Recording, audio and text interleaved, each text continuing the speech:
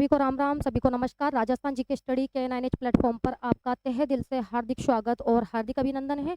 आशा और उम्मीद है कि आप सभी अच्छे होंगे, मस्त होंगे और आपकी तैयारी में लगातार व्यस्त होंगे। तो आज है जो कि महत्वपूर्ण geography and art of culture से है जो कि ट्यूशंस लेकर आए हैं। टेस्ट सीरीज यहाँ पर करवाने वाले हैं सोल्व, ठीक है।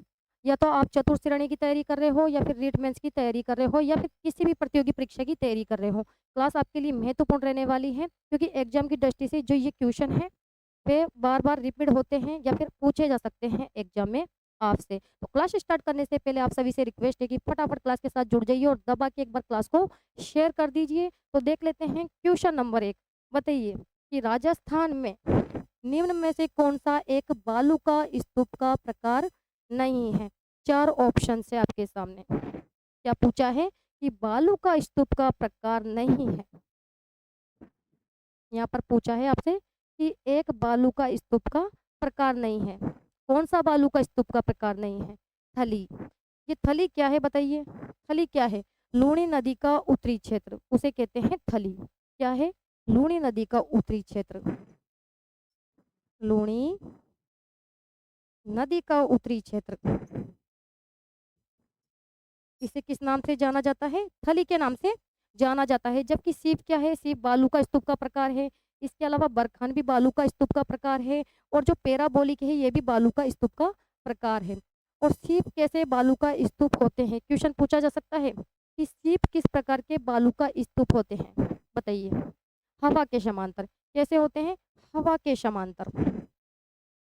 हवा के समानांतर बनने वाले बालू का स्तूप, ठीक है। इस प्रकार से इनकी आकृति होती है, यानी हवा के समांतर बनने वाले बालू का स्तूप होते हैं शीप बालू का स्तूप। और जो शीप बालू का स्तूप है इसे अनुदैर्ध्य बालू का स्तूप या फिर पवना अनुवर्ती बालू का स्तूप भी कह सकते हैं, या फिर रेखीय बालू का स्तूप भी इसका दूसरा नाम है। जबकि बरखान कैसा बालू का स्तूप होता है। अर्धचंद्राकार।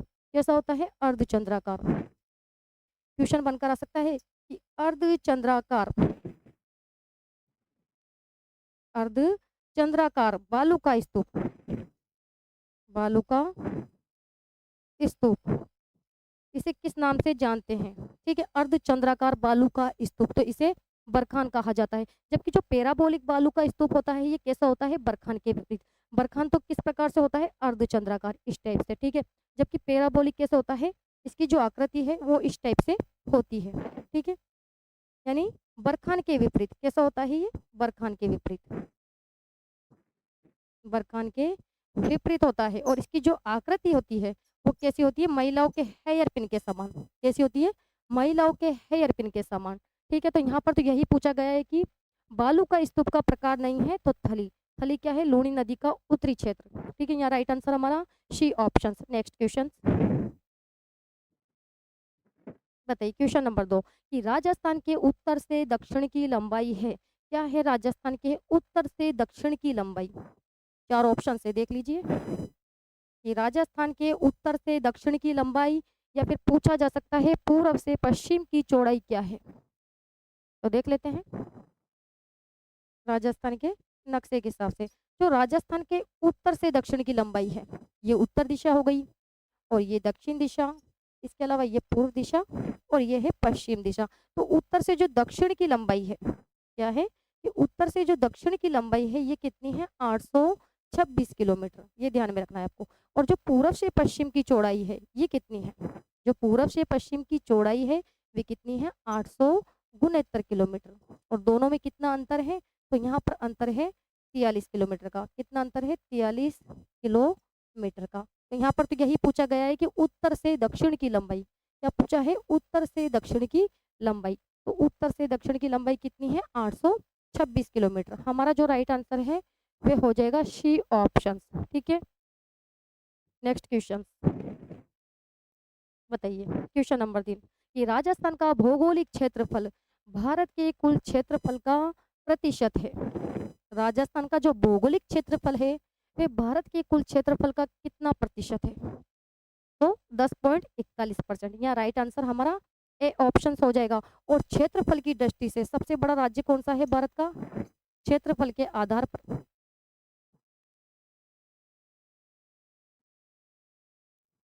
सबसे बड़ा प्रथम नंबर पर कौन सा राज्य है? राजस्थान। और दूसरे नंबर पर अगर पूछ लिया जाए तो मध्य प्रदेश। क्षेत्रफल की दृष्टि से सबसे बड़ा राज्य राजस्थान है, फिर मध्य प्रदेश है, उसके बाद आता है फिर महाराष्ट्र तीसरे नंबर पर। कौन सा? महाराष्ट्र। चौथे नंबर पर आता है उत्तर प्रदेश और पांचवें नंबर पर आता है क्षेत्रफल की दृष्टि से गुजरात। ठीक है, तो क्षेत्रफल के आधार पर सबसे बड़ा जो राज्य है वह हमारा राज्य है राजस्थान। ठीक है, यहाँ राइट आंसर हमारा ए ऑप्शन हो जाएगा कि भारत के कुल क्षेत्रफल का कितना प्रतिशत है? 10.41%। यहाँ right answer A option. Next, तो बड़े ही शानदार क्वेश्चन है यहाँ पर आपको सोल्व करवाए जा रहे हैं। बताइए क्वेश्चन नंबर 4 कि राजस्थान की आकृति है। यहाँ पर क्या पूछा है कि राजस्थान की आकृति है, कैसी है राजस्थान की आकृति? ना तो आयताकार है, ना वर्गाकार है, ना त्रिभुजाकार है। कैसी आकृति है? विषम कोणीय। कैसी आकृति है? विषम कोणीय। अगर आप राजस्थान का नक्शा देखोगे उठाकर तो राजस्थान की जो आकृति है विषम कोणीय है। ठीक है, इसका जो कोई भी कोण क्या है? समान नहीं है। तो कैसी आकृति है इसकी? विषम कोणीय। कैसी आकृति है? विषम कोणीय। लेकिन अगर आपसे पूछ लिया जाए कि राजस्थान का आकार क्या है, भाई आकृति तो कैसी है? आकृति तो विषम कोणीय है। इसकी जो आकृति है वो कैसी है? विषम कोणीय। लेकिन यहाँ पर पूछ लिया जाए कि आकार कैसा है इसका, राजस्थान का जो आकार कैसा है, तो आपको करना है पतंगाकार। कैसा आकार है? पतंगाकार है और आकृति है विषम कोणीय। ठीक है, यहाँ राइट आंसर हमारा डी ऑप्शन हो जाएगा। यहाँ तक क्लियर? इसके अलावा देख लेते हैं क्वेश्चन नंबर 5। बताइए क्या करने वाले हो? क्वेश्चन नंबर 5 का राइट आंसर बताइए फटाफट। क्वेश्चन नंबर 5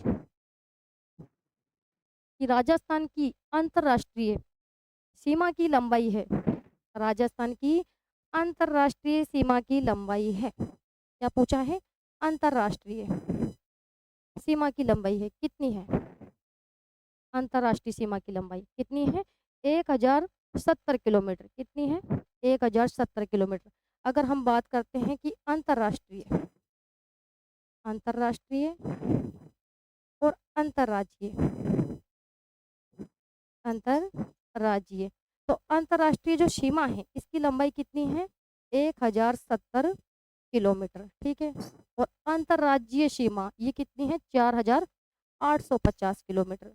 अब जब दोनों का टोटल करते हैं तो कितना आ जाता है? 5920 किलोमीटर। कितना आता है? 5920 किलोमीटर है। और ये कितनी लंबाई है? ये राजस्थान की कुल स्थलीय सीमा की लंबाई है। क्या है ये? कि अगर क्वेश्चन पूछ लिया जाए कि राजस्थान की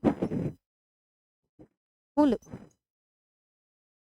स्थलीय सीमा की लंबाई कितनी है,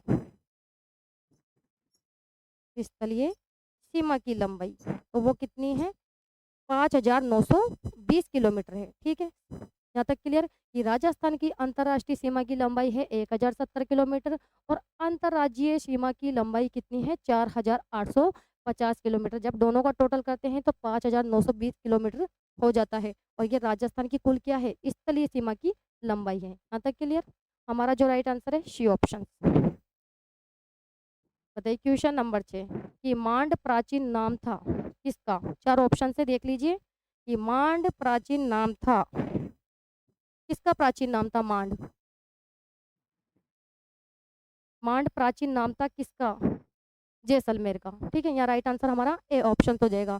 चाहे तो मांड बोल दो या फिर वल प्रदेश भी बोल सकते हैं इसे कि वल प्रदेश किसका प्राचीन नाम था? तो जैसलमेर का। किसका? जैसलमेर का प्राचीन नाम था। इसके अलावा जो बीकानेर या फिर जोधपुर, इसका जो प्राचीन नाम है, बीकानेर और जो जोधपुर है इसका जो प्राचीन नाम है वे क्या है? जांगल प्रदेश। क्वेश्चन बनकर आ सकता है कि जांगल प्रदेश में कौन से जिले आते हैं या जांगल प्रदेश किन जिलों का प्राचीन नाम था? तो बीकानेर और जोधपुर। और सिरोही का जो प्राचीन नाम है वह है चंद्रावती। क्या है? चंद्रावती। चंद्रावती। क्वेश्चन बनाकर दिया जा सकता है कि किस जिले का चंद्रावती प्राचीन नाम है? तो सिरोही जिले का ये प्राचीन नाम था। यहाँ राइट आंसर हमारा क्या हो जाएगा? A option. नेक्स्ट क्वेश्चन, और क्वेश्चन यहाँ से ही घूम फिर कर आने वाले हैं। ठीक है, चाहे आप 4th ग्रेड चतुर्थ श्रेणी की तैयारी कर रहे हो या फिर रीट मेंस की तैयारी कर रहे हो या फिर किसी भी प्रतियोगी परीक्षा की तैयारी कर रहे हो। ठीक है, एग्जाम की दृष्टि से ये क्वेश्चन आपके लिए वेरी वेरी मोस्ट इंपॉर्टेंट रहने वाले हैं। बताइए क्वेश्चन नंबर 7 का राइट आंसर कि राजस्थान के लिए राजपूताना शब्द का प्रयोग सर्वप्रथम किसने किया। क्या पूछा है कि राजस्थान के लिए राजपूताना शब्द का प्रयोग सर्वप्रथम किसने किया, किसके द्वारा किया गया था, तो जॉर्ज थॉमस के द्वारा। जॉर्ज थॉमस ने सर्वप्रथम राजपूताना शब्द का प्रयोग किया था। कब किया था, 1800 ईस्वी में। लेकिन क्वेश्चन बनाकर दे दिया जाए कि राजस्थान शब्द का सर्वप्रथम प्रयोग किसके द्वारा किया गया था, तो जेम्स टोड के द्वारा। जेम्स टोड के द्वारा राजस्थान शब्द का सर्वप्रथम प्रयोग किया गया। कब किया गया था, 1829। ठीक है, कौन सी पुस्तक में किया गया था, तो the annals and antiquities of Rajasthan में। इसके अलावा जॉर्ज अब्राहम ग्रियर्सन, इन्होंने भाषा के आधार पर राजस्थानी शब्द का सर्वप्रथम प्रयोग किया था। भाषा के आधार पर, भाषा के आधार पर सर्वप्रथम राजस्थानी शब्द का प्रयोग, राजस्थानी शब्द का प्रयोग किया था। कब किया था, 1912 में। कौन सी पुस्तक में किया था, तो the linguistic survey of India में। ठीक है, यहाँ तक क्लियर। तो यहाँ पर तो यही पूछा गया है कि राजस्थान के लिए राजपूताना शब्द का प्रयोग सर्वप्रथम किसने किया था, तो जॉर्ज थॉमस के द्वारा। ठीक है, नेक्स्ट क्वेश्चन बताइए, कर्क रेखा राजस्थान के किस भाग से गुजरती है। चार ऑप्शन है यहाँ पर। बताइए कर्क रेखा राजस्थान के कौन से भाग से गुजरती है। कर्क रेखा तो आप सभी जानते हैं कहाँ से गुजरती है, दक्षिणी भाग से गुजरती है। नक्शे के हिसाब से समझ लो कि जो कर्क रेखा है वे राजस्थान के कहाँ से गुजरती है, दक्षिणी भाग से। ये कर्क रेखा है, क्या है ये, कर्क रेखा। और सर्वाधिक जो नजदीक है वे गुजरती है बांसवाड़ा। ठीक है, सर्वाधिक नजदीक से गुजरती है बांसवाड़ा से, और उसके बाद गुजरती है ये डूंगरपुर। सर्वाधिक नजदीक बांसवाड़ा जिले से। ठीक है, और उसके बाद गुजरती है डूंगरपुर के चीखली गांव से। ठीक है, और कर्क रेखा की राजस्थान में लंबाई, राजस्थान में लंबाई कितनी है इसकी, कुल 26 किलोमीटर। ठीक है, तो यहाँ पर तो यही पूछा गया है कि राजस्थान में जो कर्क रेखा है कहाँ से गुजरती है, तो दक्षिणी भाग से। सर्वाधिक नजदीक गुजरती है बांसवाड़ा से, और दूसरे नंबर पर गुजरती है डूंगरपुर के चिखली गांव से। ठीक है, राइट आंसर बी ऑप्शन। बताइए क्वेश्चन नंबर 9 कि राजस्थान के लिए क्या पूछा है कि राजस्थान के किस जिले की सीमा गुजरात के साथ सबसे कम लगती है। कौन सा जिला है जो गुजरात के साथ है, जो कि सबसे कम सीमा बनाता है, तो वो है बाड़मेर। और बाड़मेर गुजरात के साथ कितनी सीमा लगाता है, ये बताइए कितने किलोमीटर की सीमा लगाता है, तो ये लगाता है 14 किलोमीटर की। कितनी, 14 किलोमीटर की। अब ये बताइए गुजरात के साथ राजस्थान के कितने जिले लगते हैं। अगर आपसे पूछ लिया जाए कि जो गुजरात है, ये जो गुजरात है इसके साथ राजस्थान के कितने जिले लगते हैं, कितने जिले लगते हैं, 6 जिले लगते हैं। कौन कौन से लगते हैं, एक तो लगता है बाड़मेर, जालोर, इसके अलावा सिरोही, यहाँ लिख देती हूँ मैं, डूंगरपुर, उदयपुर, थोड़ा सा इसको जिलों के नाम ही लिख देती हूँ। ठीक है, नक्शे के हिसाब से देख लेना फिर आप। ये भाई गुजरात के साथ राजस्थान के कितने जिले लगते हैं, 6 जिले लगते हैं। कौन कौन से जिले लगते हैं, तो एक तो लगता है बाड़मेर। ठीक है, दूसरे नंबर पर जालोर, तीसरे नंबर पर सिरोही, चौथे नंबर पर उदयपुर, डूंगरपुर और बांसवाड़ा छठे नंबर पर। ठीक है, तो ये कितने जिले लग रहे हैं, 6 जिले लग रहे हैं। बस यहाँ पर तो क्या पूछा है कि राजस्थान के की जिले की सीमा गुजरात के साथ सबसे कम लगती है, तो वो लगती है किसके साथ, बाड़मेर के साथ। बाड़मेर गुजरात के साथ कितने किलोमीटर की सीमा बनाता है, 14 किलोमीटर की। ठीक है, राइट आंसर यहाँ डी ऑप्शन हो जाएगा। नेक्स्ट क्वेश्चन इसी प्रकार से आपसे वहाँ पर पूछे जा सकते हैं एग्जाम में। ठीक है, कि क्या पूछा गया है कि जिस राज्य के साथ राजस्थान की सबसे छोटी अंतर्राज्यीय सीमा है वे है, यानी अंतर्राज्यीय सीमा बनाने वाले राज्य कितने हैं राजस्थान के साथ, 5 राज्य हैं। कौन कौन से राज्य हैं, पंजाब है, इसके अलावा हरियाणा, उत्तर प्रदेश, मध्य प्रदेश और गुजरात। ठीक है, 5 राज्य राजस्थान के साथ सीमा लगाते हैं, तो यहाँ पूछा गया है कि राजस्थान की, क्या पूछा है कि राजस्थान की सबसे छोटी अंतर्राज्यीय सीमा है कौन से राज्य के साथ लगती है? बताइए। पंजाब के साथ। पंजाब के साथ लगती है 89 किलोमीटर। कितनी? ओनली 89 किलोमीटर न्यूनतम सीमा बनाता है ये। न्यूनतम सीमा यानी सबसे जो न्यूनतम अंतर्राज्यीय सीमा बनाने वाला अगर राज्य है तो वह पंजाब है। ये राजस्थान के साथ 89 किलोमीटर की सीमा लगाता है। ठीक है। और सर्वाधिक लगाता है मध्य प्रदेश। मध्य प्रदेश कितनी लगाता है? 1600 किलोमीटर। सर्वाधिक अंतर्राज्यीय सीमा बनाने वाला, सर्वाधिक अंतर्राज्यीय सीमा बनाने वाला राज्य कौन सा है? तो वो है मध्य प्रदेश। मध्य प्रदेश लगाता है राजस्थान के साथ कितने किलोमीटर? 1600 किलोमीटर की सीमा। ठीक है। इसके अलावा गुजरात की लगती है राजस्थान के साथ कितनी? 1022 किलोमीटर। ठीक है। और हरियाणा लगाता है 1262 किलोमीटर। इसके अलावा अगर उत्तर प्रदेश के बारे में आपसे पूछा जाए कि उत्तर प्रदेश कितनी लगाता है, बताइए। तो 877 किलोमीटर। ठीक है। यहाँ राइट आंसर बी ऑप्शन हो जाएगा। नेक्स्ट बताइए। क्वेश्चन नंबर 11 कि राजस्थान का वह जिला जिसकी सीमा मध्य प्रदेश और उत्तर प्रदेश के साथ लगती है, ऐसा कौन सा जिला है भाई?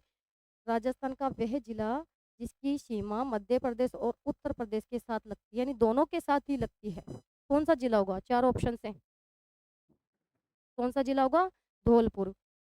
यहाँ राइट आंसर हमारा सी ऑप्शन हो जाएगा। राजस्थान कितने राज्यों के साथ अंतर्राज्यीय सीमा बनाता है? 5 राज्यों के साथ। कौन कौन से राज्य? पंजाब, इसके अलावा हरियाणा, पंजाब, हरियाणा, उत्तर प्रदेश, इसके अलावा मध्य प्रदेश और गुजरात। इन 5 राज्यों के साथ राजस्थान की सीमा लगती है। तो यहाँ पर क्या पूछा गया है कि राजस्थान का वह जिला जिसकी सीमा मध्य प्रदेश और उत्तर प्रदेश के साथ लगती है, कौन सा जिला होगा? कि जिसकी सीमा उत्तर प्रदेश के साथ भी लग रही है और मध्य प्रदेश के साथ भी लग रही है, तो वो जिला है धौलपुर। कौन सा जिला है? धौलपुर है भाई, डींग नहीं होगा। ठीक है। यहाँ राइट आंसर हमारा सी ऑप्शन से। डींग की सीमा तो आपको पता है किसके साथ लगती है? एक तो लगती है उत्तर प्रदेश के साथ और दूसरी बनाता है हरियाणा के साथ। ठीक है। इसकी सीमा लगती है हरियाणा और उत्तर प्रदेश। जबकि यहाँ पर क्या पूछा गया है, ध्यान दीजिए कि राजस्थान का वह जिला जिसकी सीमा मध्य प्रदेश और उत्तर प्रदेश इनके साथ लगती है, दोनों के साथ, तो वो जिला है धौलपुर। यहाँ राइट आंसर हमारा सी ऑप्शन हो जाएगा। नेक्स्ट क्वेश्चन नंबर 12 कि राजस्थान में अंतर्राष्ट्रीय सीमा बनाने वाले जिले हैं। कितने जिले हैं राजस्थान में अंतर्राष्ट्रीय सीमा बनाने वाले? पहले 4 जिले बनाते थे, अब कितने बनाते हैं? 5 जिले। कौन कौन से जिले बनाते हैं अंतर्राष्ट्रीय सीमा? 5 जिले बना रहे हैं। कौन कौन से बना रहे हैं देख लेते हैं। एक तो बनाता है श्री गंगानगर। कौन सा? श्री गंगानगर। इसके अलावा बीकानेर, इसके अलावा फलोदी, इसके अलावा जैसलमेर, और कौन सा बना रहा है? बाड़मेर। ठीक है। ये 5 जिले सीमा बना रहे हैं अंतर्राष्ट्रीय। और अंतर्राष्ट्रीय सीमा किसे कहते हैं? कि जिसकी सीमा है जो कि देश के साथ लगती है। तो आपको पता है राजस्थान की सीमा कौन से देश के साथ लगती है? पाकिस्तान के साथ। इसे कहते हैं अंतर्राष्ट्रीय। तो अंतर्राष्ट्रीय सीमा बनाने वाले राजस्थान के कुल कितने जिले हैं? 5 जिले हैं जो कि पाकिस्तान के साथ सीमा बनाते हैं। अब देख लेते हैं कि जो बीकानेर जिला है ये पाकिस्तान के साथ कितना लगता है, कितने किलोमीटर की सीमा बनाता है, बताइए। कितने किलोमीटर की बनाता है? तो ये लगाता है 210 किलोमीटर। कितने? 210 किलोमीटर। इसके अलावा बीकानेर लगाता है 168 किलोमीटर की। ठीक है। फलोदी लगाता है 20 किलोमीटर। फलोदी कितनी लगाता है? 20 किलोमीटर। और जो जैसलमेर जिला है ये लगाता है 444 किलोमीटर। पहले कितनी लगाता था? 464 किलोमीटर। इसके अलावा बाड़मेर लगाता है 228 किलोमीटर। क्वेश्चन यहाँ से बनकर आ सकता है कि राजस्थान में सर्वाधिक अंतर्राष्ट्रीय सीमा बनाने वाला जिला कौन सा है? तो वो है जैसलमेर। ये लगा रहा है 444 किलोमीटर।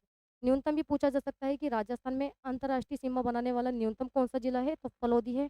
और फलोदी कितनी लगा रहा है? 20 किलोमीटर की। ठीक है। तो यहाँ पर तो यही पूछा गया है कि अंतर्राष्ट्रीय सीमा बनाने वाले जिले कितने हैं? तो 5 जिले हैं। ठीक है। नाम भी याद होने चाहिए आपको। नेक्स्ट बताइए कि कौन सी स्थलाकृति अरावली श्रृंखला में अवस्थित नहीं है? 4 ऑप्शन है, देख लीजिए कि कौन सी स्थलाकृति अरावली श्रृंखला में अवस्थित नहीं है। चारों ऑप्शन से देख लीजिए। जो बोराट का पठार है, लशाड़िया का पठार है, ये गिरवा की पहाड़ी, इनका संबंध तो किससे है? अरावली। किससे है? अरावली। ठीक है, अरावली पर्वतमाला के ही भाग है। और बोराट का पठार कहाँ से कहाँ तक विस्तृत है? तो ये गोगुंदा से कुंभलगढ़ यानी उदयपुर से लेकर राजसमंद तक विस्तृत है। लशाड़िया का जो पठार है ये वर्तमान समय में कौन से जिले में है? शलूम्बर जिले में। और गिरवा की पहाड़ी, गिरवा की पहाड़ी क्या होती है? कि उदयपुर के चारों ओर तस्तरीनुमा पहाड़ियाँ, उसे कहते हैं गिरवा की पहाड़ी। ठीक है, जबकि मुकुंदरा की जो पहाड़ी है ये अरावली श्रृंखला का भाग नहीं है। किसका भाग है? ये दक्षिणी पूर्वी पठारी क्षेत्र का भाग, दक्षिणी पूर्वी पठारी क्षेत्र का भाग है। और मुकुंदरा की जो पहाड़ी, आप मुझे बताइए, अगर क्वेश्चन आपको बनाकर दे दिया जाए कि जो मुकुंदरा की पहाड़ी है इसका विस्तार राजस्थान के कौन कौन से जिलों में है, नाम बताइए। ये मुकंदरा की पहाड़ियों का विस्तार राजस्थान के कौन कौन से जिले में है?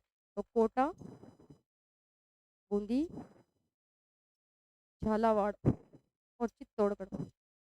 झालावाड़ और है चित्तौड़गढ़, जिलों के नाम भी याद होने चाहिए। और मुकुंदरा की पहाड़ी किसका भाग है? दक्षिणी पूर्वी पठारी क्षेत्र का भाग है, ना कि अरावली का। ठीक है, तो यहाँ राइट आंसर हमारा क्या हो जाएगा? डी ऑप्शन हो जाएगा। ठीक है, यहाँ तक क्लियर? किसी को कोई दिक्कत या प्रॉब्लम? आगे बढ़े, क्वेश्चन नंबर देख लेते हैं। 14, बताइए क्या पूछा है कि गतिशील रेत के टीले को राजस्थान की स्थानीय भाषा में कहते हैं? गतिशील, क्या पूछा है कि गतिशील रेत के टीले को राजस्थान की स्थानीय भाषा में रिक्स्थान कहते हैं? क्या कहते हैं भाई? गतिशील टीले किसे कहते हैं? कि ऐसे टीले जो एक स्थान से दूसरे स्थान पर परिवर्तित हो जाते हैं उसे कहते हैं गतिशील टीले। तो गतिशील टीले को राजस्थान की स्थानीय भाषा में क्या कहा जाता है? धरियन कहा जाता है। जैसे कि ये रेत का टीला है और कुछ दिनों बाद यहाँ पर स्थानांतरित हो गया, ठीक है, हवा के कारण, तो उसे कहते हैं गतिशील रेत के टीले। और जिसे राजस्थान की स्थानीय भाषा में कहा जाता है धरियन। क्या कहा जाता है? इसे कहते हैं धरियन। ठीक है, क्लियर? नेक्स्ट क्वेश्चन बताइए, क्वेश्चन नंबर 15 कि अरावली की सर्वोच्च पर्वत चोटी निम्न में से कौन सी है? चार ऑप्शन है यहाँ पर। ऑप्शंस के अनुसार जवाब देना है कि अरावली की सर्वोच्च पर्वत चोटी निम्न में से कौन सी है? कौन सी है? चार ऑप्शन है आपके पास, तो शेर है। यहाँ पर राइट आंसर हमारा डी ऑप्शन हो जाएगा। शेर की कितनी है ऊंचाई? शेर की है 1597 मीटर। और अगर आपसे पूछ लिया जाए कि अरावली की जो सर्वोच्च चोटी है वे कौन सी है? अरावली की सर्वोच्च चोटी, सर्वोच्च चोटी सबसे नंबर 1 पर कौन सी है? तो वो है गुरु शिखर। कौन सी है? गुरु शिखर। और गुरु शिखर जो चोटी है इसकी ऊंचाई कितनी है? 1722 मीटर है। दूसरे नंबर पर कौन सी चोटी आती है? शेर आती है। और तीसरे नंबर पर आती है कौन सी? देलवाड़ा। कर्म ध्यान में रखना है आपको, देलवाड़ा आती है। चौथे नंबर पर आती है जरगा। और पांचवें नंबर पर आती है अचलगढ़। ठीक है, अचलगढ़। तो गुरु शिखर की ऊंचाई कितनी है? 1722 मीटर। इसके बाद आती है दूसरे नंबर पर शेर, 1597 मीटर इसकी ऊंचाई है। और देलवाड़ा की है 1442 मीटर। ठीक है, और जरगा की कितनी है? 1431 मीटर। और अचलगढ़ की है कितनी? 1380 मीटर। ठीक है, क्लियर? यहाँ पर यही पूछा गया है कि अरावली की सर्वोच्च पर्वत चोटी निम्न में से कौन सी है? तो शेर है, क्योंकि जरगा की तो कितनी ऊंचाई है? 1431 मीटर। और अचलगढ़ सॉरी रघुनाथगढ़ की कितनी है? 1055 मीटर। ठीक है, तारागढ़ की कितनी है? 873 मीटर। तो सर्वोच्च चोटी कौन सी होगी? शेर की। शेर की ऊंचाई कितनी है? 1597 मीटर। ठीक है, जब पूछा जा सकता है कि अरावली की दूसरी सर्वोच्च चोटी कौन सी है? तो शेर। ठीक है, गुरु शिखर के बाद आती है दूसरे नंबर पर शेर। नेक्स्ट बताइए, क्वेश्चन नंबर 16 का राइट आंसर बताइए फटाफट। क्या करने वाले हो कि निम्न में से सुमेलित नहीं है? देख लीजिए कौन सा ऑप्शन सुमेलित नहीं है इसमें। कि वागड़, वागड़ में कौन से जिले आते हैं राजस्थान के? तो आप सभी जानते हैं डूंगरपुर और बांसवाड़ा। सही ऑप्शन से मेवात में आते हैं अलवर और भरतपुर जिले। जबकि भूमट में दे रखा है यहाँ पर प्रतापगढ़ और चित्तौड़गढ़, गलत है। भोमट में कौन से जिले आते हैं, नाम बताइए जिलों का। कौन से जिले आते हैं, उदयपुर सिरोही। कौन से जिले आते हैं, उदयपुर और सिरोही जिला। ठीक है। इसके अलावा हाड़ौती में आप सभी जानते हैं कोटा, बूंदी, बारा और झालावाड़ जिले आते हैं।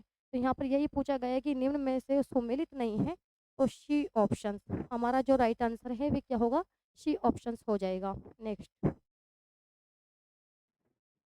ये भी बड़ा ही शानदार क्वेश्चन पूछा गया है कि कितने सेंटीमीटर की औसत वर्षा राजस्थान को दो भागों में विभक्त करती है। कितने भागों में, दो भागों में विभक्त करती है। देख लीजिए अब, कितने सेंटीमीटर की समवर्षा रेखा राजस्थान को दो भागों में विभक्त कर रही है। कितने सेंटीमीटर की समवर्षा रेखा, तो 50 सेंटीमीटर। कितनी, 50 सेंटीमीटर। 50 सेंटीमीटर समवर्षा रेखा, समवर्षा रेखा राजस्थान को कितने भागों में, दो भागों में विभक्त करती है। ठीक है। लेकिन क्वेश्चन अगर आपसे पूछ लिया जाए, या तो राइट आंसर हमारा क्या हो जाएगा, बी ऑप्शन। ठीक है, राजस्थान को दो भागों में विभक्त कर रही है, तो 50 सेंटीमीटर की समवर्षा रेखा। लेकिन क्वेश्चन पूछ लिया जाए कि शुष्क मरुस्थल और अर्ध शुष्क मरुस्थल, इन दोनों को दो भागों में विभक्त करती है, तो 25 सेंटीमीटर की समवर्षा रेखा। ठीक है, ये भी ध्यान में रख सकते हो कि शुष्क मरुस्थल, शुष्क एवं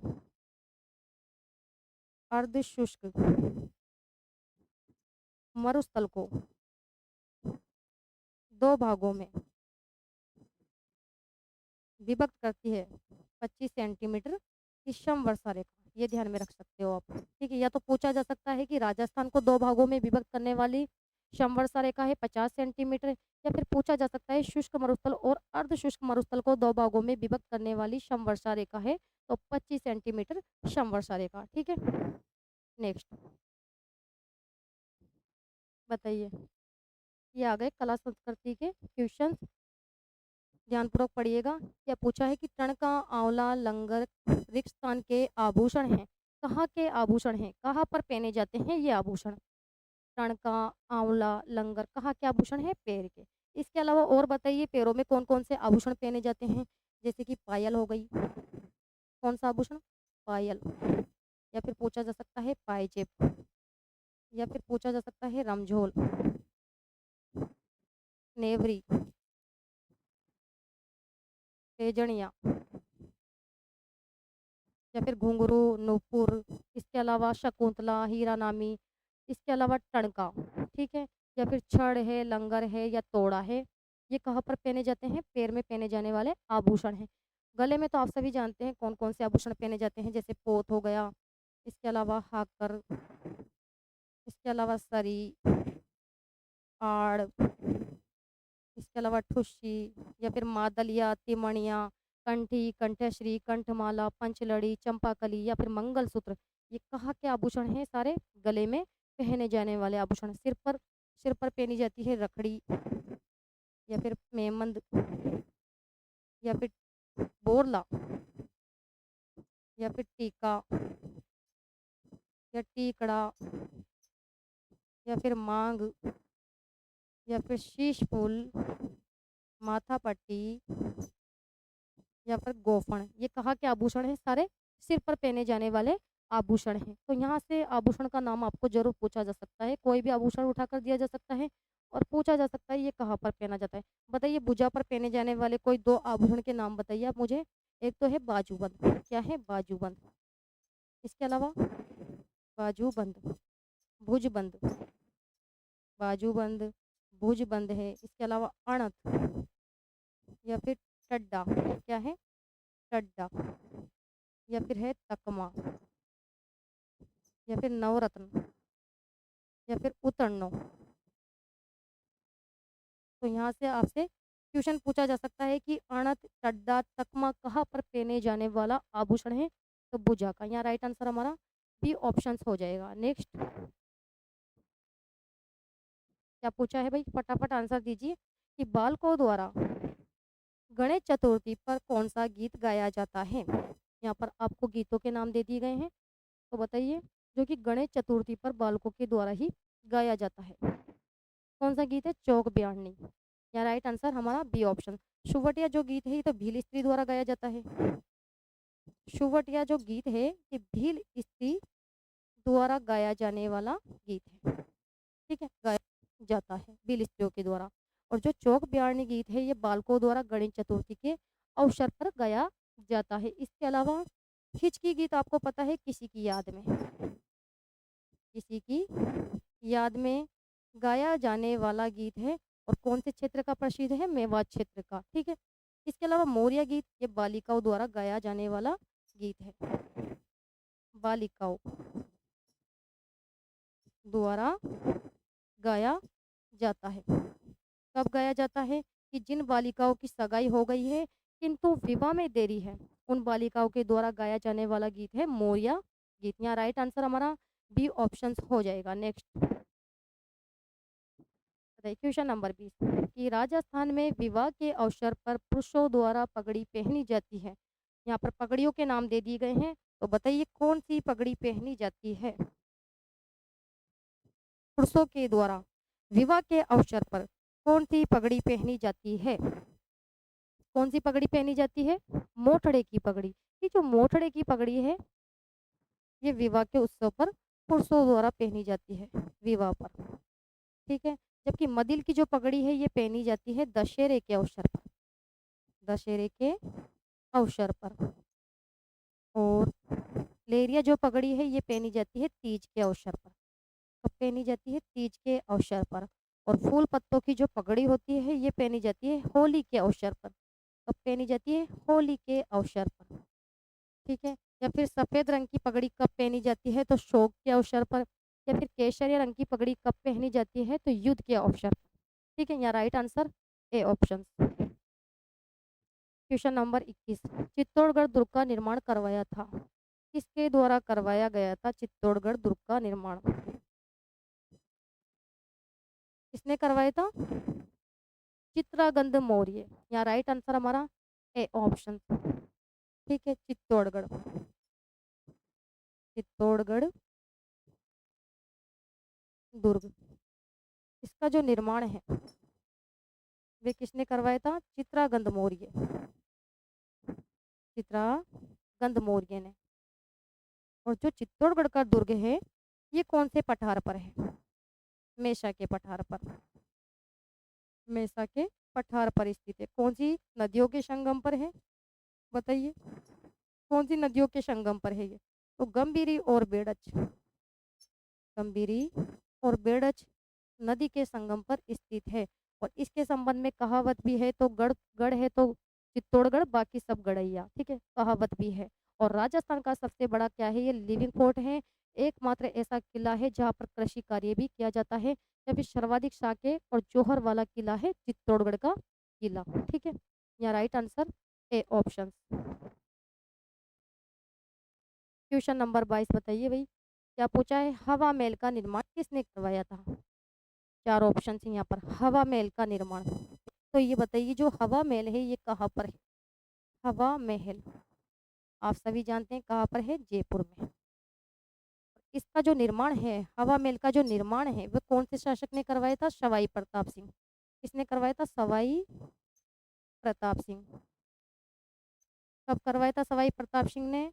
1799 ईस्वी में। ठीक है, या फिर हवा महल का वास्तुकार भी आपसे पूछा जा सकता है कि जो हवा महल है इसका वास्तुकार कौन है? कौन है? लालचंद उस्ता। हवा महल के वास्तुकार का नाम है लालचंद उस्ता। ठीक है, यहाँ तक क्लियर। और हवा महल में कितनी मंजिल है? तो 5 मंजिल है। कितनी मंजिल है? 5 मंजिल है। और इसकी आकृति कैसी है? तो इसकी आकृति कृष्ण के मुकुट के समान है। कैसी आकृति है? कृष्ण के मुकुट के समान, मुकुट के समान इसकी आकृति है। और हवा महल की 5 मंजिलों के नाम बताइए आप मुझे कि भाई जो हवा महल है इसमें 5 मंजिलें कौन कौन सी है? बताइए। एक तो है प्रताप मंदिर, इसके अलावा रत्न मंदिर है, विचित्र मंदिर है, सूर्य मंदिर है और हवा मंदिर है। देख लेते हैं 5 मंजिल कौन कौन सी है इसमें। प्रताप मंदिर, पहली मंजिल का नाम है प्रताप मंदिर। रत्न मंदिर, विचित्र मंदिर, विचित्र मंदिर, विचित्र मंदिर, सूर्य मंदिर और हवा मंदिर। कौन सी है? हवा मंदिर। पांचवी मंजिल का क्या नाम है? हवा मंदिर। ठीक है। तो हवा महल में 5 मंजिलें हैं। कौन कौन सी? प्रताप मंदिर, रत्न मंदिर, विचित्र मंदिर, सूर्य मंदिर और हवा मंदिर। हवा महल का निर्माण करवाया था सवाई प्रताप सिंह के द्वारा। कब? 1799 में। और इसकी आकृति कैसी है? कृष्ण के मुकुट के समान है। और इसका वास्तुकार कौन है? लालचंद उस्ता है। ठीक है। तो यहाँ पर हमारा जो राइट आंसर है वे क्या हो जाएगा? D option, Sawai Pratap Singh. कहाँ पर है? जयपुर में है। ठीक है, अगर आपने देखा हो तो। नेक्स्ट बताइए भाई, सालिम सिंह और नतमल की हवेली रिक्स्थान स्थित है। कहाँ पर स्थित है? जैसलमेर में स्थित है। इसके अलावा पटवों की हवेली, क्वेश्चन बनकर आ सकता है कि पटवों की हवेली, पटवों की हवेली या फिर नथमल की हवेली, नथमल की हवेली या फिर सालिम सिंह की हवेली,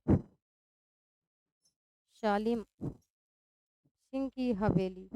ठीक है, या फिर सोडो की हवेली। किसकी? सोडो, सोडो की हवेली या फिर आचार्य किशोर लाल जी की हवेली, आचार्य किशोर लाल जी की हवेली। ये सारी हवेली कहाँ पर है? जैसलमेर में। तो कोई भी हवेली का नाम आपको दिया जा सकता है कि पटवों की हवेली या फिर शोडो की हवेली या फिर आचार्य ईश्वर लाल जी की हवेली कहाँ पर है? तो ये सारी हवेलियाँ जैसलमेर में स्थित है। Right answer A option. Next question number 24 बताइए कि शाहपुरा का फूल डोल मेला किस माह में आयोजित होता है? क्या पूछा है कि शाहपुरा का फूल डोल मेला किस माह में, कौन से महीने में आयोजित किया जाता है? तो ये किया जाता है चैत्र के माह में। कब से कब तक चलता है ये बताइए आप मुझे। बताइए कौन सी तिथि से लेकर कब तक चलता है ये? चैत्र कृष्ण एकम से लेकर पंचमी तक चलता है। यहाँ पर तो महीना ही पूछा है कि शाहपुरा का जो फूल डोल मेला है वे किस माह में आयोजित होता है? तो चैत्र माह में आयोजित होता है। Right answer A option. या फिर पूछा जा सकता है कि जो शाहपुरा का फूल डोल मेला, या फिर मेले का नाम भी दिया जा सकता है आपको, फूल डोल का मेला कहाँ पर लगता है? तो शाहपुरा भीलवाड़ा में लगता है और चैत्र के महीने में आयोजित किया जाता है। क्वेश्चन नंबर देखते हैं 25। रणकपुर मंदिर किस तीर्थकार को समर्पित है? ये जो रणकपुर मंदिर है ये कहाँ पर है? रणकपुर मंदिर कहाँ पर है? पाली। कौन से जिले में है? पाली। कितने खंबे हैं इसमें? 1444 खंबे। और खंभों का अजायब अगर कहा जाता है इसे, खंभों का अजय बगर कहा जाता है। और किसको समर्पित है ये? तो आदिनाथ को। किसको समर्पित है? आदिनाथ को समर्पित मंदिर है। और इसका निर्माण किसने करवाया था? धनक शाह ने। ठीक है, या राइट आंसर हमारा हो जाएगा ए ऑप्शन। पूछा गया है कि रणकपुर मंदिर किसको समर्पित है? तो आदिनाथ को समर्पित मंदिर है। और पाली में स्थित है। 1444 खंबे हैं, खंभों का अजय बगर कहा जाता है। और इसका निर्माण धनक शाह ने करवाया था। नेक्स्ट बताइए क्वेश्चन नंबर 26। क्या पूछा है कि थार महोत्सव कहाँ मनाया जाता है? कौन से जिले में थार महोत्सव मनाया जाता है? तो ये मनाया जाता है बाड़मेर। बाड़मेर में मनाया जाता है कौन सा महोत्सव? थार महोत्सव। इसके अलावा जोधपुर में मांड महोत्सव, कौन सा? मांड महोत्सव जोधपुर में मनाया जाता है। जैसलमेर में मनाया जाता है मरु महोत्सव। कौन सा महोत्सव? मरु महोत्सव। और बीकानेर में मनाया जाता है ऊंट महोत्सव। इस प्रकार से आपको दिया जा सकता है कि ऊंट महोत्सव कौन से जिले में मनाया जाता है, या फिर मरु महोत्सव कौन से जिले में मनाया जाता है, या फिर मांड महोत्सव कौन से जिले में मनाया जाता है। यहाँ पर पूछा है थार महोत्सव कौन से जिले में मनाया जाता है? तो बाड़मेर में। Right answer C option. Question number देखते हैं 27। क्या पूछा है भाई कि जय बाण तोप का निर्माण किस शासक द्वारा करवाया गया? जय बाण दुर्ग का निर्माण, पहले तो ये बताइए जो जय बाण, सॉरी, जो जो जय बाण तोप है ये कौन से किले में स्थित है? पहले देखेंगे हम कि जो जय बाण तोप है ये कौन से किले में स्थित है और कहाँ पर है। जय बाण तोप बताइए, पहले तो ये पता होना चाहिए आपको जय बाण तोप कहाँ पर है। कहाँ पर है ये? जयगढ़ के किले, जयपुर। जयगढ़ का दुर्ग जयपुर में स्थित है। ठीक है, और इसका जो निर्माण है, ये बाण जो तोप है, इसका निर्माण करवाया था सवाई जयसिंह ने। किसने? सवाई जयसिंह ने। सवाई जयसिंह ने। और एशिया की सबसे बड़ी तोप है ये। एशिया की सबसे बड़ी तोप। एशिया की सबसे बड़ी तोप कौन सी है? तो वो है जय बाण तोप। यहाँ राइट आंसर हमारा क्या हो जाएगा? B option. पूछा गया है कि जय बाण तोप का निर्माण किस शासक द्वारा करवाया गया? तो सवाई जयसिंह के द्वारा करवाया गया था। ठीक है, और जो जय बाण तोप है, इसका केवल एकमात्र एक बार ही प्रयोग किया गया है। कहाँ पर किया गया है प्रयोग? चाकसू। ठीक है, और जिसका जो गोला है वो कहाँ पर गिरा था? चाकसू में गिरा था, और इसी कारण चाकसू में गोगेलाव तालाब का निर्माण भी है हुआ है। ठीक है, तो यहाँ राइट आंसर हमारा हो जाएगा क्या? D option. पूछा जा सकता है यहाँ से आपसे कि जो जय बाण तोप है वे कौन से दुर्ग में स्थित है? तो जयगढ़ के किले जयपुर में स्थित है, ये ध्यान रख सकते हो। बताइए क्वेश्चन नंबर, गलत युग्म को चुनिए। यहाँ पर छतरी दे दी गई है आपको, और दिए गए हैं आपको स्थल कि 84 खंभों की छतरी कहाँ पर है? कहाँ पर है ये 84 खंभों की छतरी? तो ये है भाई बूंदी जिले में। ये वाला ऑप्शन बिल्कुल सही है। ब्राह्मण देवता की छतरी कोटा, बिल्कुल गलत है। ब्राह्मण देवता की छतरी कहाँ पर है? मंडोर, जोधपुर। कहाँ पर है? मंडोर, जोधपुर में। तो यहाँ पर तो क्या दिया गया है कि गलत युग्म को आपको चुनना है। ठीक है, चांद बावड़ी है आबानेरी दोषा में, और कुंवर पृथ्वीराज की छतरी है चित्तौड़गढ़, ये गलत है। कुंवर पृथ्वीराज की छतरी कहाँ पर है? कुंभलगढ़ दुर्ग। कुंभलगढ़ दुर्ग राज संबंध में। ठीक है, तो यहाँ पर हमारा जो राइट आंसर है वह हो जाएगा, गलत युग्म को चुनना है तो 2 और 4। ठीक है, सी ऑप्शन हमारा राइट आंसर होगा, क्योंकि 84 खंभों की छतरी तो बूंदी में स्थित है, और चांद बावड़ी भी आबानेरी दौसा में स्थित है। ठीक है, और 80 खंभों की छतरी कहाँ पर है? तो अलवर जिले में। नेक्स्ट बताइए, संत हरिदास संप्रदाय रिक्स्थान संप्रदाय के संस्थापक थे। कौन से संप्रदाय के संस्थापक थे? संत हरिदास रिक्स्थान संप्रदाय के संस्थापक थे। कौन से संप्रदाय के संस्थापक है? फटाफट आंसर दीजिए। निरंजनी संप्रदाय। या राइट आंसर हमारा बी ऑप्शन। जबकि जो राम स्नेह संप्रदाय है, इसके संस्थापक कौन है? रामचरण जी। रामचरण जी, और इनकी प्रमुख शाखा है शाहपुरा भीलवाड़ा में। यहाँ पर पूछा गया है कि संत हरिदास संप्रदाय के संस्थापक थे, तो निरंजनी संप्रदाय के संस्थापक थे ये। ठीक है, इसके अलावा पूछा जा सकता है निम्बार्क संप्रदाय के संस्थापक कौन है? तो आचार्य परशुराम। ये भी आप ध्यान में रख सकते हो, आचार्य परशुराम जी। ठीक है, या फिर अलख्या संप्रदाय के प्रवर्तक कौन है? लालगिरी। यहाँ से जरूर क्वेश्चन पूछा जाएगा। ठीक है, अलख्या संप्रदाय के प्रवर्तक कौन है? तो Lalgiri. Next question, question number देख लेते हैं 30। सुमेलित करें।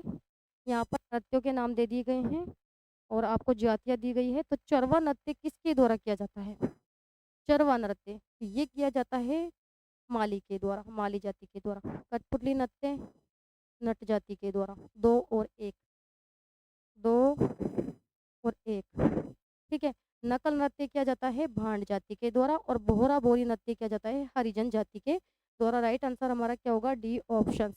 चरवा नृत्य किस जाति के द्वारा किया जाता है? माली। दूसरा ऑप्शन।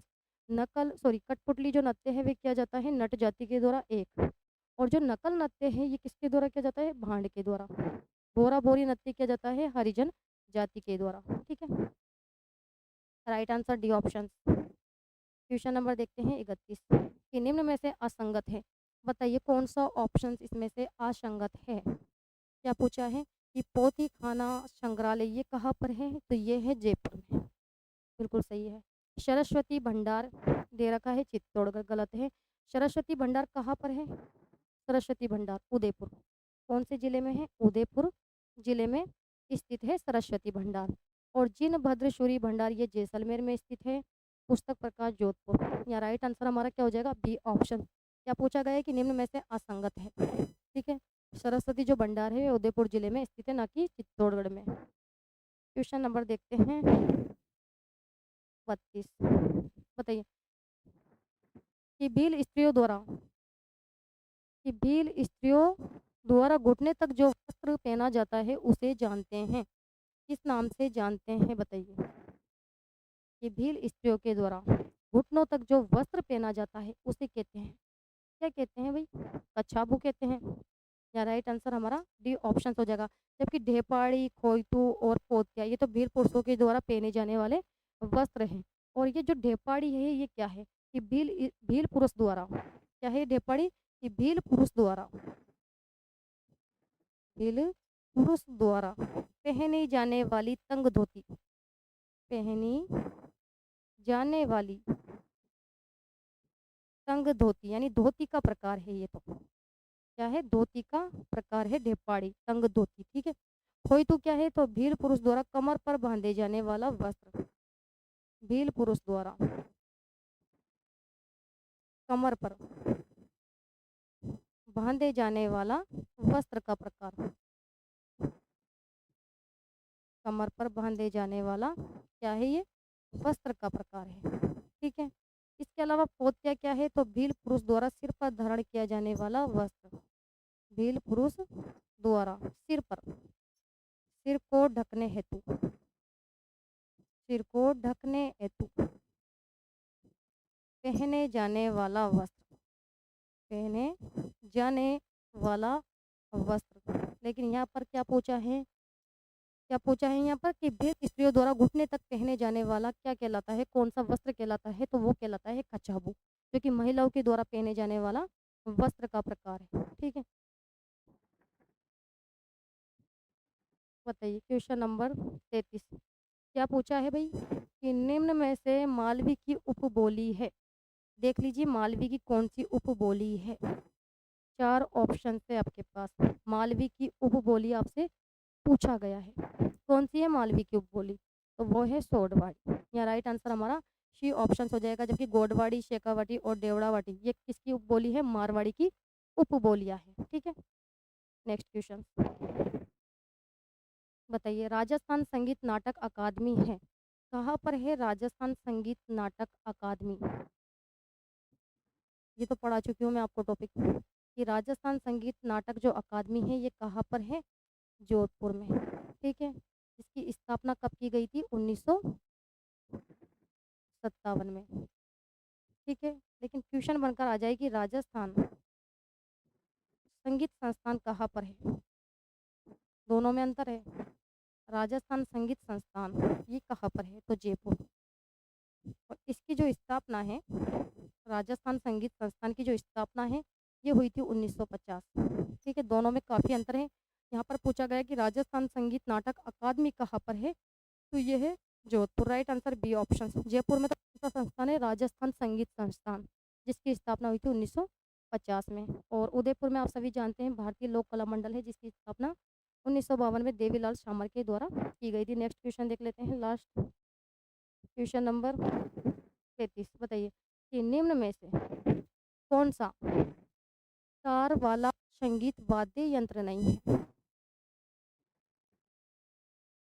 आंसर दीजिए कि निम्न में से कौन सा तार वाला संगीत वाद्य यंत्र नहीं है।